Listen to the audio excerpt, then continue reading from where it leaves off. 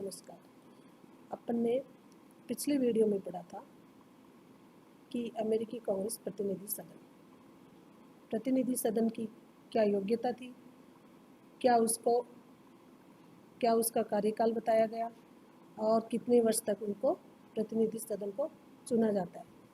तो अब अपन पढ़ रहे सदन दो प्रकार के बताए। ये आपको पहले भी बताया था कि सदन कितने प्रकार के होते हैं, दो प्रकार के बताए गए हैं। दो कौन कौन से हैं? प्रतिनिधि सभा और सीनेट। प्रतिनिधि सभा का कार्यकाल 2 वर्ष बताया गया है और उच्च सदन का सीनेट का जो कार्यकाल है वो कितना है? 6 वर्ष बताया गया।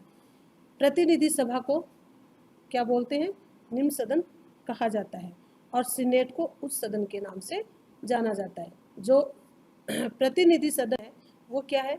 वो जनसंख्या के आधार पर प्रतिनिधित्व किया गया सदन है। तो ये काफ़ी बड़ा सदन है। इसके अंदर 435 सदस्य होते हैं और सीनेट के अंदर 100 सदस्य होते हैं। योग्यता क्या क्या बताई थी कि 25 वर्ष की आयु पूरी कर चुका हूँ। किसका? प्रतिनिधि सभा का यदि कोई प्रतिनिधि करता है तो उसकी 25 वर्ष की आयु पूरी होनी आवश्यक बताई गई है और सीनेट की 30 वर्ष की। अगली है 7 वर्ष उसका क्या है? अमेरिका का रहना जरूरी है, यानी अमेरिका का वो 7 वर्ष से नागरिक होगा, वही प्रतिनिधि सभा का चुनाव लड़ेगा। और यदि सीनेट का तो वो 9 वर्ष से, वो भी अमेरिका का नागरिक होना चाहिए और 9 वर्ष से वहाँ रहता हो। अगली जो है वो सैनिक पदाधिकार पे कार्यरत नहीं हो, उसी राज्य का निवासी होना चाहिए जिसमें वह रह रहा हो। यदि अमेरिका का प्रतिनिधित्व है तो अमेरिका का प्रतिनिधित्व होना ही जरूरी बताया गया है। तो ये तो इनकी क्या बताई गई है? सीनेट और प्रतिनिधि सभा की योग्यता बताई गई है। सीनेट को उच्च सदन के नाम से जाना जाता है और प्रतिनिधि सभा को निम्न सदन के नाम से जाना जाता है। सीनेट की कुल सदस्य की संख्या 100 होती है और प्रतिनिधि सभा के 435 सदस्यों की संख्या बताई गई है। प्रतिनिधि सभा का 2 वर्ष का कार्यकाल बताया गया है और सीनेट का 6 वर्ष का बताया गया है। योग्यता इसमें इस तरह से बताई गई है। जो प्रतिनिधि सदन है वो क्या है? जनता का सदन है।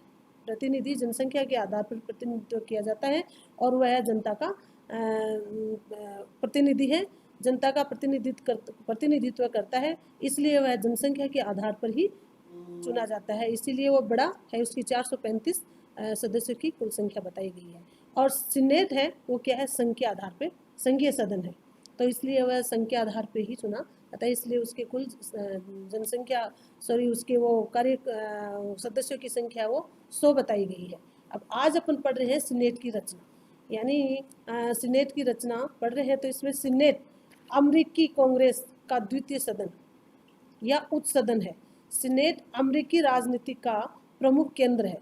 संविधान निर्माताओं का ये कहना है कि सीनेट केवल एक द्वितीय सदन ही नहीं होगी, न वह कांग्रेस का एक समस्त स्तरीय सदस्य होगा, बल्कि वह एक समूची संघीय व्यवस्था भी होगा।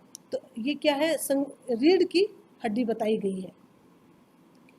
इसी उद्देश्य से उन्होंने सीनेट का महत्वपूर्ण एवं विशिष्ट शक्तियाँ प्रदान की गई है। ब्रोगन ने लिखा है, अलग अलग थिंकर्स हैं, वह लिखते हैं कि ब्रोगन ने लिखा है कि सीनेट एक ऐसी संस्था है जो कभी नहीं मरती। राष्ट्रपति आते हैं और जाते हैं।